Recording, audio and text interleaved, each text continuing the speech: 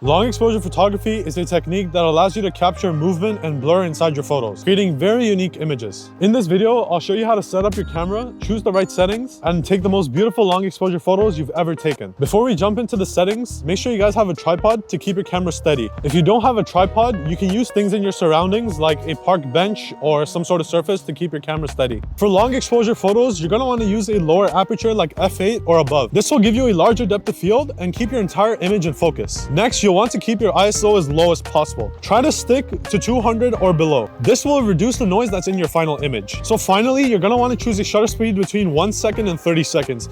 This all depends on the scene you're in and the lighting that's available to you, but you're going to have to play around with it to figure out what your best shutter speed will be. Now that your camera's set up, you can go ahead and start taking beautiful long exposure photos. To avoid any camera shakes, you can go ahead and use an IR remote like the one I have right here.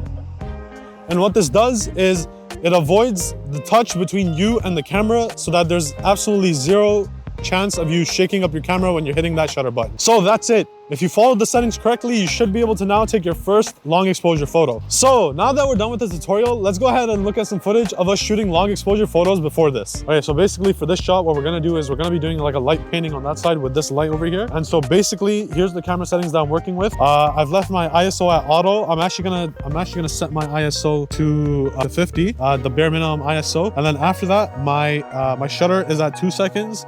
And my aperture is at f22. And so now I've also got my trusty AR remote that I'm gonna be using. Once I'm over there, press the button so it starts taking the photo, and then I'm just gonna start doing the light painting, okay?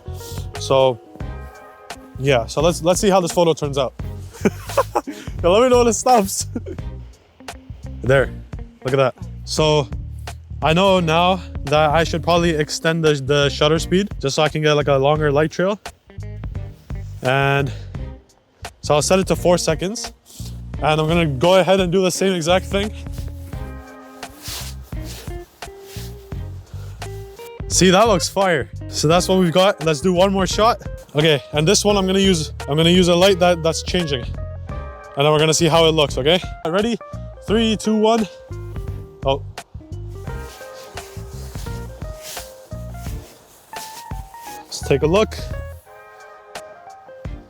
Jeez, that looks sick.